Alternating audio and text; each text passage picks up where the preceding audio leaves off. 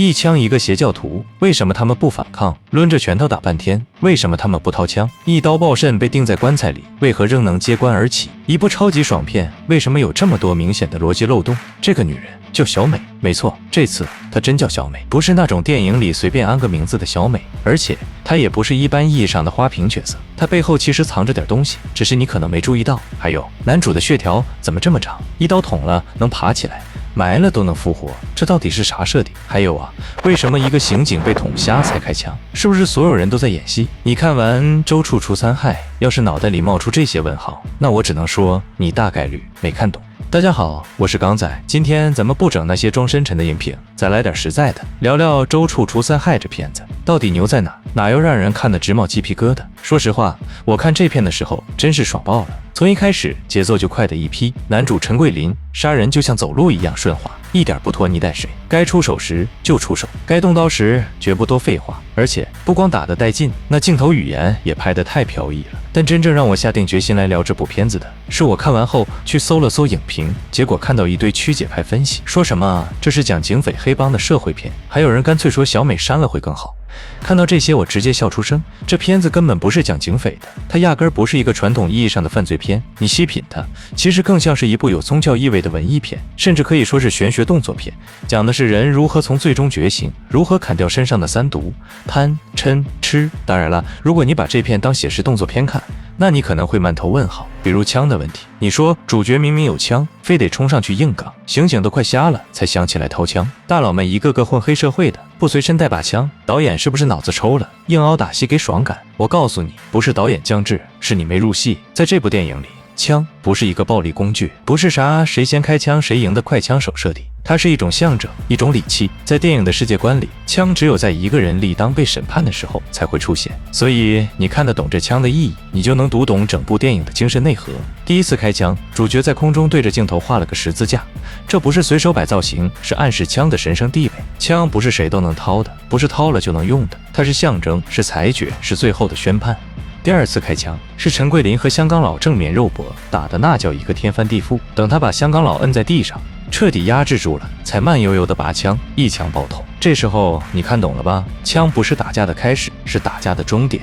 再往后第三次，主角坐在车里直接爆掉两个小弟，没铺垫没对抗，直接宣判。这是电影在告诉你，这两位已经被认定是败者了，枪只是在完成仪式。而第四次嘛，大家都熟，礼堂爆头乐，这一段直接成了电影名场面，也彻底把枪技审判的设定拉满了。你想啊，从头到尾枪几乎没打偏过，也没人和他枪战，这不奇怪，因为电影世界的胜负早在掏枪前就分好了，掏枪就是敲锤定音那一下。所以别说那些大佬不掏枪，那是他们没资格掏，他们不是败给了火力，而是败给了格局。一个真正的败者在这个世界里是不会再有还手之力的。接下来我们得聊聊这三害：贪嗔痴。电影开宗明义就借用了周处除三害的典故，但这三害在这里不再是传说中的山贼猛虎，而是深藏在社会人性中的三种毒：贪婪、嗔怒、愚痴。你看那几个反派人物设定，基本上就把佛家三毒拟人化了。尊者林陆河是鸽子，象征贪；香港佬是蛇，代表嗔；而男主自己则是那头被猪面纹身包裹着的痴。电影前半段最过瘾的一段就是打香港佬，为啥？因为嗔就是暴力外化的极致，香港佬控制别人靠什么？靠暴力，谁不听话他就捅谁，那怎么办？陈桂林必须用更纯粹的暴力去压倒他，暴力对暴力，看谁硬。这场戏里最妙的一幕是陈桂林被割破眉毛，然后指着伤口回答：香港佬，我为什么要杀你？那个动作看似简单，但它的意思很重。你用暴力带来了别人的反击，你撒出去的火会烧回来。而当这个嗔被压下去了，才轮到枪登场，就是我上面说的先胜负再审判。枪一响，嗔就轻了，但这部分就复杂点，不是靠打架解决的，而是靠解控。尊者林陆河是个操控大师，控制心灵，控制人性，控制人命。贪不仅仅是贪财贪色，它的外化更深，是控制欲。这段的拍法就更像宗教仪式。灵修中心这场戏，陈桂林从被洗脑到脱离控制，再到返回审判，完全是一个破贪的过程。他要的不是爆头一枪，而是彻底断掉控制的源头。而一旦控制断了，贪也就没了。你就算手里有枪，你就算地盘再大，也成了纸老虎。灵修中心这段戏是整部电影里最不是犯罪片的部分，气氛一下子变了，从前面的肉搏血战突然跳转到了一个精神乌托邦的画风，满眼都是白衣服、佛像、低头垂眼的信徒，看得我差点以为自己点错片进了什么宗教纪录片现场。但也就是在这片看似宁静祥和的表象底下，导演把那只象征贪念的毒鸽子林陆河安排得明明白白。他不像香港佬那样暴力输出，他是笑着给你洗脑，他控制你不靠拳头，而靠相信我这种控制，是披着神佛皮囊的剥夺，把人的自我一点一点剔干净，再涂上他给你配好的信仰颜料。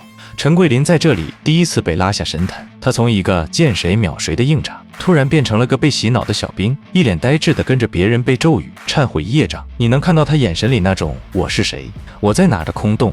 那一刻他被控制了，不是被强压，而是被劝服。而导演也没有让这段对决变成简单的打赢就赢，破摊得靠夺回控制权。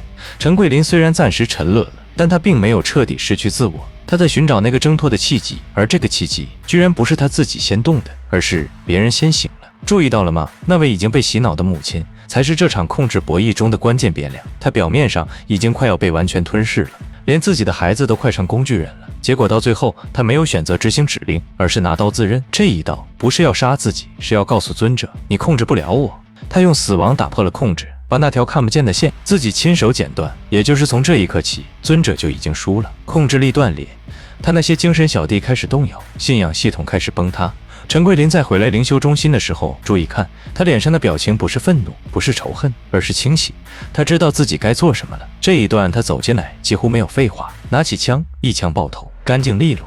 而这一枪不是暴力的胜利，而是审判的执行，是正义的最后一击。你会发现尊者这个角色从来没有跟陈桂林对打过，因为他一旦失去控制权，就什么都不是。他不能跟你硬刚，他只靠人心，但人心这玩意儿一旦散了，再多佛像也拉不回来。枪这时候成了神的锤子，不是谁都能拿起它，也不是每次都能打响。所以接下来导演特地安排了一场神域对赌的仪式，9次卡壳。如果枪都打不响，就说明老天爷不让杀放尊者一马。你看这个设计根本不是为了制造紧张，而是再一次升华枪击天命的意象。陈桂林是认真的，他真的赌9次，如果卡壳，他甚至愿意相信自己可能错了。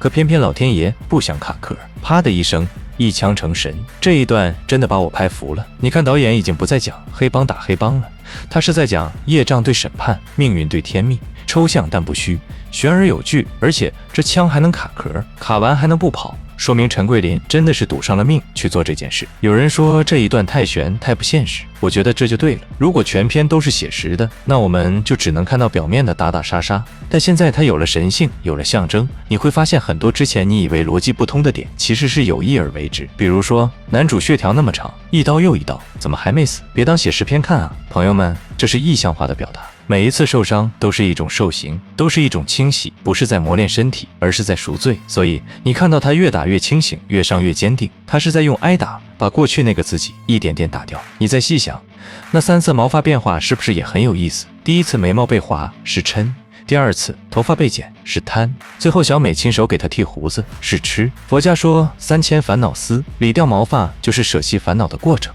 导演真不是乱安排的，这细节就是在给你默默铺垫。陈桂林每除掉一害，他身上就少一层毒。这时候小美这个角色再次登场，有人说她戏多，其实她一点都不多，她甚至是这个故事最关键的推手之一。很多人不喜欢小美，觉得她是男性凝视的产物，觉得她的存在只是为了给男主贴金。但你仔细看，她在电影里不是被拯救的女人，她是关键时刻的变数。香港佬想靠暴力控制她，她没屈服；尊者想靠洗脑控制陈桂林，是他用回忆和善意让她醒悟。尤其是枪藏在包里那场戏，小美看到了，但没说。她明明知道陈桂林是带枪上门，但她选择保持沉默。为什么？因为他知道对抗暴力不是揭发，而是压住恐惧。如果他那时候开口，香港佬就防住了，那一切就变了。他这个决定不是被动的，而是他主动选择的反抗。还有那位母亲，她明知道自己已经被洗脑到极限，但她选择自伤也不去杀人。这2位女性的行为不是软弱的表现，而是主动破局的核心。她们才是陈桂林每次变强、每次觉悟的转折点。所以千万别说删了，小美更好，删了的陈桂林的悔悟从哪来？一个人不可能光靠打架就开悟，他得有人唤醒他。这2位女性不是花瓶，是引路人。电影的最后一段，很多人说应该就停在医院，医生揭示真相的那一幕，那才高级，才有留白。但我不这么看，我反倒觉得正是最后那段陈桂林自杀的处理，才让整部周处除三害从一部爽片升华成一部讲清楚了的作品。说到底，这部电影真正要除掉的第三害不是别人，而是他自己。你别看陈桂林前面刀刀见血，眼神坚定，像是个早就想明白了一切的狠人，但实际上他从头到尾都在被吃牵着鼻子走。他以为自己是正义的使者，是来清除人间毒瘤的，但他做的那些事，在很多时候也不过是用更大的暴力去碾压小的暴力，用一套自己的标准去判别谁该死谁该活，这就叫吃，一种以为自己掌握真理的执念。你看他杀香港佬，杀尊者，看起来都那么理所应当，观众甚至看得挺爽，但这就对了吗？是不是因为我们也和他一样，现在我代表正义的幻想里，才会跟着他一起杀红了眼？而导演没有在这里卖弄什么模棱两可，反而很清楚地告诉你，第三害不是别人，就是陈桂林他自己。小美的回忆片段是点睛之笔，记得他曾经说过，最怕的不是死，而是死了都没人记得。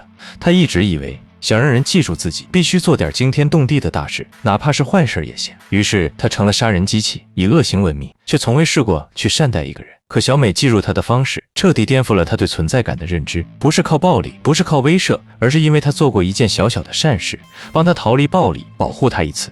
这种被人善意记得的感受，是他从未体会过的。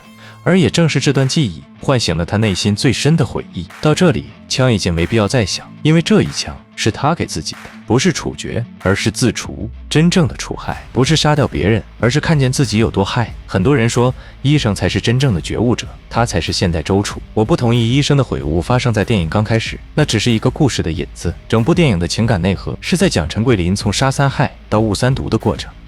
你再细想，医生的悔改是对一个具体罪行的忏悔，而陈桂林的是对自我执念的告别，前者是悔世，后者是悔心。悔世容易，悔心难。而最妙的地方在于，导演没有在最后安排一段长篇大论的自白，甚至没给他一个完整的忏悔台词，他就只是把自己关进小屋，拔枪，屏息，结束一切。这种安静的处理，比任何情绪崩溃都要有力。陈桂林这个角色，说白了就是贪嗔痴的集大成者，他有对名利的渴望，有以暴制暴的暴力，也有深埋心底的执念。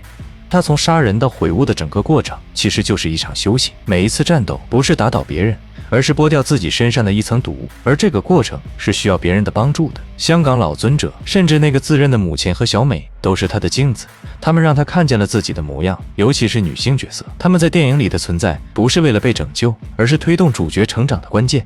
他们是打破暴力与控制的变量，是让陈桂林看清自己的触发器。所以说那些说删掉小美电影更高级的人，咱也不是不能理解他们对爽感节奏的追求，但问题是，你真的看懂这电影想说什么了吗？